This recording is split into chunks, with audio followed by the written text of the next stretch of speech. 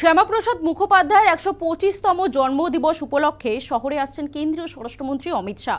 ভারত কেশরীর জন্মদিবস ঘিরে শেষ মুহূর্তের প্রস্তুতি বিজেপির অন্দরে। সেজে উঠেছে বিজেপির পুরনো party office Muralidhar Sen lane. জন্মদিবসের আগে শ্যামাপ্রসাদের মূর্তি ভাঙচুরের অভিযোগ, ঘটনায় গ্রেফতার এক। শ্যামাপ্রসাদের ভূমে ক্ষমতায় বিজেপি। ভারত কেশরীর জন্মদিবস ধুমধাম সহকারে পালন যে হবে তা বোঝাই যাচ্ছিল। অর্থমন্ত্রী স্বপন দাশগুপ্তের ঘোষণা মতো সোমবার শ্যামাপ্রসাদ মুখোপাধ্যায়ের জন্মদিবসে সরকারি দফতরগুলোতে ছুটি রয়েছে।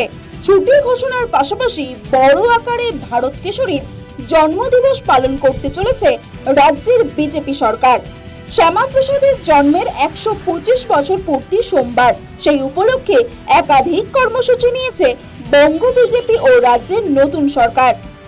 দলের প্রতিষ্ঠাতার জন্মদিবস উপলক্ষে সোমবারই রাজ্যে আসছেন কেন্দ্রীয় স্বরাষ্ট্রমন্ত্রী অমিত শাহ। সূত্রের খবর, শ্যামাপ্রসাদের বাড়িতে যাবেন শাহ।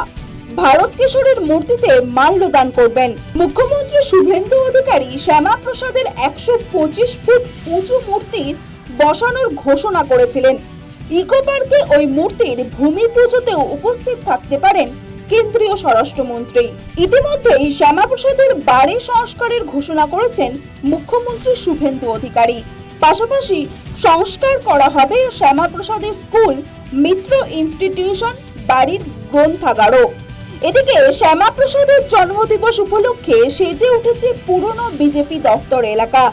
বড় করে প্যান্ডেল বাঁধা হয়েছে, চলছে শেষ মুহূর্তের কাজ।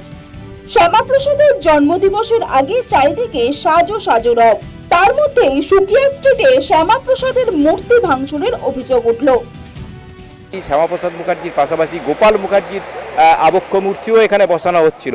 অর্থাৎ দুই বলা যায় যে এই ধরনের ব্যক্তির আবক্ষ মূর্তি উদ্বোধন বা উন্মোচন ঘিরে এলাকার যুব মোর্চা বা বিজেপি নেতৃত্বের মধ্যে একটা উন্মাদনা ছিল। কিন্তু হঠাৎ করেই গভীর রাতে এই ধরনের ঘটনা ঘটে যাওয়াতে তারা মর্মাহত হয়েছেন। তবে তারা কিন্তু হাল ছাড়েননি।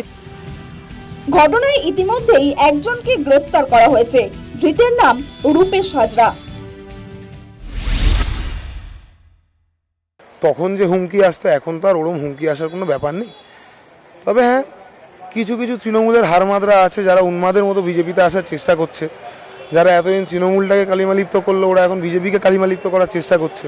আর আসতে পারছে না বলেই তারা হয়তো এই রাগটা প্রকাশ করার চেষ্টা করছে। হতেই পারে, আর এটাই সম্ভাবনা সব থেকে বেশি। জন্মদিবসের আগে শ্যামাপ্রসাদ মুখোপাধ্যায়ের মূর্তি ভাঙচুর ইস্যুতে মুখ খুলেছেন রাজ্যের স্বাস্থ্যমন্ত্রী শারদ মুখোপাধ্যায়।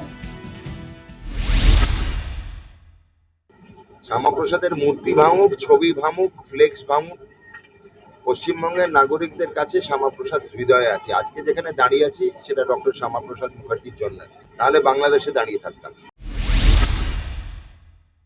এই ঘটনার সঙ্গে যারা দোষী তারা উপযুক্ত শাস্তি পাবেন, তারা গ্রেপ্তার হবেন, এমনটাও কিন্তু আশা করছেন বিজেপির যুব মোর্চার কর্মীরা।